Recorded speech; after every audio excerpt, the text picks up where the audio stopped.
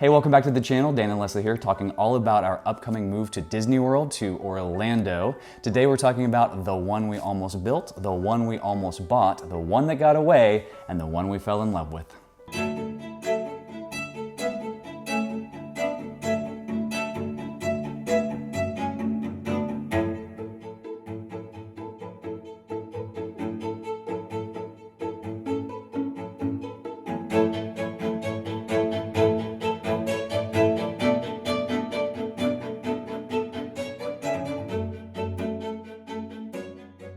All right, hey, thanks so much for joining us today. If you haven't already, go ahead and subscribe to our channel and hit that thumbs up for us. It really helps us get out to more people, especially people who are looking and dreaming about moving to Disney World like we are. That's right. We're going to bring this entire series week by week as we move forward. We're going to close on the house here in a few weeks. After that, we'll bring you a home tour and take you throughout the process of leaving our home in Tulsa, Oklahoma and going to Orlando. So today we're talking about the journey of us buying our house in Orlando. So first up is the house we almost built. So when we first decided to move to Orlando back last July, we immediately started looking to see what was available. Yeah, so the things, what we thought we wanted, we struggled to find exactly what we wanted in a pre-owned house. And so that kind of led us to the idea that we should probably build. Yeah, and the market in Orlando is really, really hot right now, so it felt like the best thing to do timeline-wise. So we are not actually going to physically move until late this year, until close to the end of the year. So doing it this way, we thought that building a house, we'd be able to contract with a builder, and it would take somewhere around 8 months to get built. We'd close a couple months before we move in, and that would be that. Side note, the reason we are buying a house this early is because since we are both focused on our new travel agency that we started 6 months ago, we need to purchase a house before we move because we need W-2 income in order to qualify for it, and then we will both focus on that travel agency. Yes, so if you haven't already followed our travel agency, check us out over at fantasticalvacations.com so you can learn all about that. So we've talked before on the channel on exactly what we were looking for and where. So number one, most important thing that we were looking for is location. And it came down to certain areas around Disney World. We didn't want to be south and east because we felt that was too touristy. So we want to be north and west. And really the best place to go if you're looking for new construction is Horizon West right now. Yeah, so that area is an up and coming booming area. They are actually right now building a brand new high school because it has grown so fast that they needed the extra school space for all the kids. So we started looking in that area. We knew we wanted to build. So there were definitely different pockets of neighborhoods and builders. So then it was kind of like diving into the research of the different house plans we liked, in the price range we could afford, and where those were located. We really only found one builder in the right location that had that for us, and that builder was K. Hovnanian. Yeah, so it was in a really cute little neighborhood called Winding Bay. We fell in love with the Suncrest house plan. We just thought it was totally perfect for us. We wanted to tweak a couple of things because they had some options where you could make the downstairs office actually another bedroom, and then we were going to make the upstairs bedroom that had the walkout into a balcony our office space, so that we could like open up those doors and work and just have like the sunshine and the fresh air coming in while we were doing our work. The price was right, started in the high 300s, which is actually really reasonable for a brand new home in that neighborhood in Horizon West. Super close to Disney World, the west entrance. We went and looked early in December. We walked through the house. We were at Animal Kingdom in like less than 15 minutes. It was incredible. K-Hov is a good builder for sure. They build a quality product.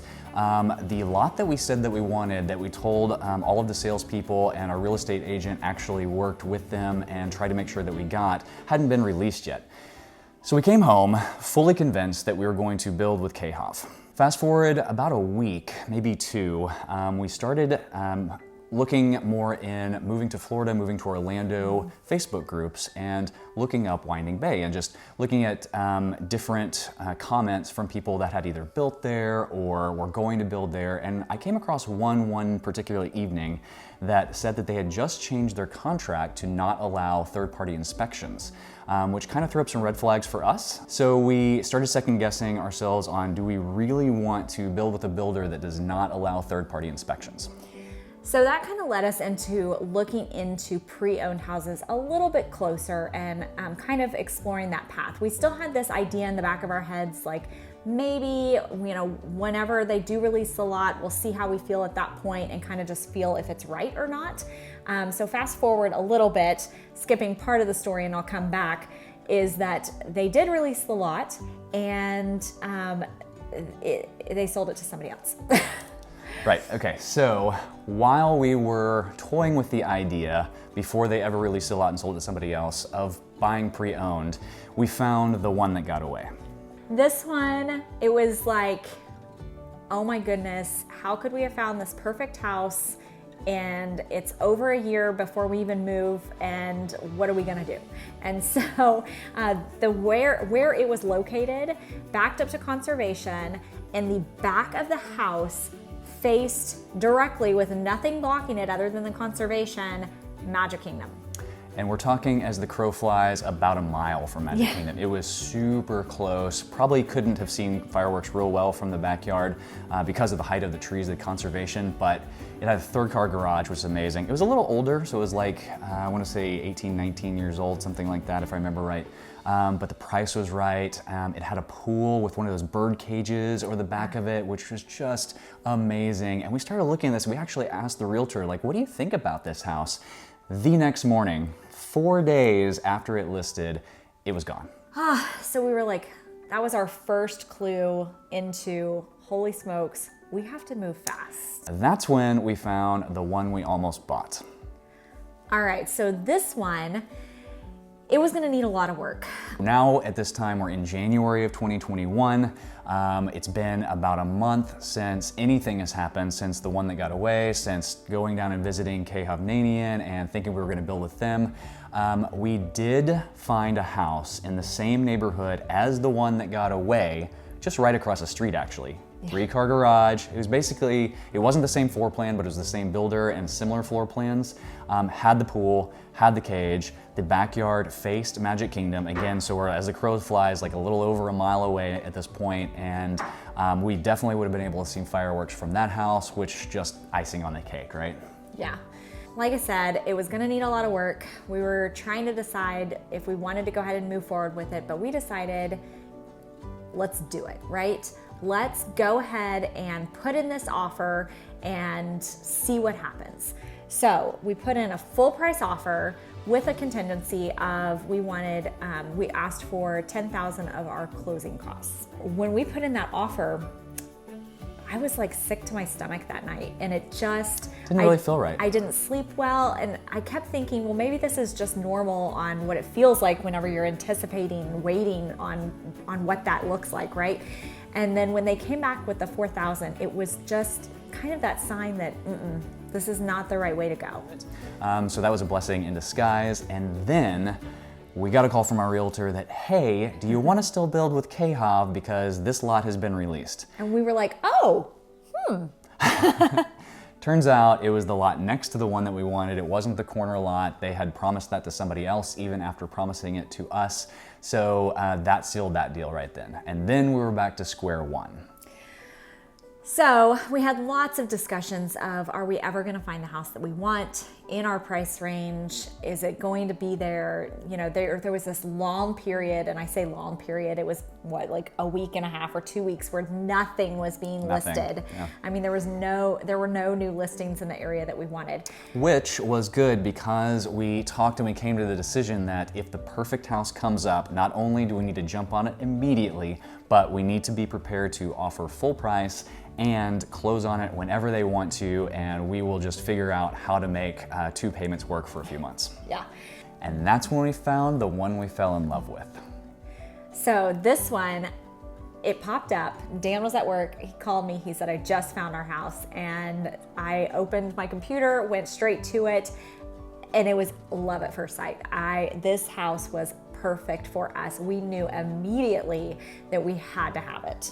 So we've talked about this before in a previous episode, the bidding war episode, but yeah, we put in an offer within 3 hours of the house listing, which they did not accept. And we were on pins and needles for 2.5 days because they didn't tell us they weren't gonna accept it until the next morning when the offer expired. Our realtor hadn't even walked through it yet. So the way it worked is I saw it around noon or something, our time. We put in an offer that afternoon with the offer expiring the next morning at 11, and our realtor was gonna go take a video for us at 10 the next morning. The offer ended up expiring because by the time he got there, they had already booked 8 showings that day.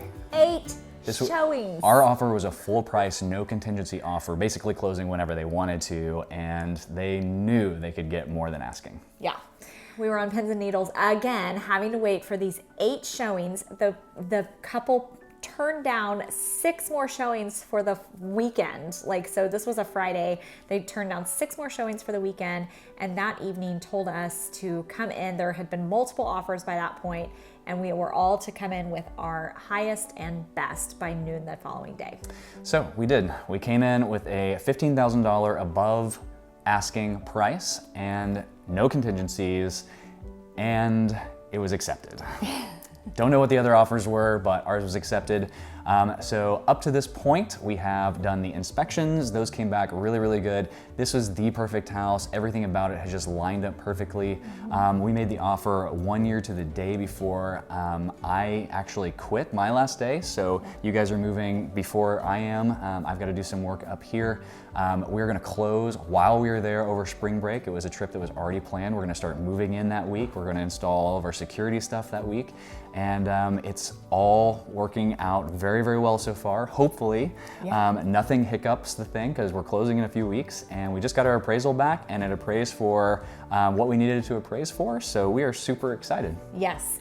So if you watched the video from last weekend, we made a quick trip down, got to see it in person. It was even better in person. So excited, and we cannot wait to do a video walkthrough so that you guys can see it too. So hit that subscribe button and hit the bell for notifications, and you'll get notified when we post that walkthrough. It is going to be an amazing experience. We're looking forward to taking all of you along with us. Thanks so much for watching all of our videos so far. We super appreciate any comments that you guys have. I love answering those, love sharing them, and yeah, I guess until next week. Yeah. Before we sign off, just want to let you know that tonight's podcast is going to be a get to know us episode. So if you haven't checked out the podcast yet, you definitely should check out this episode.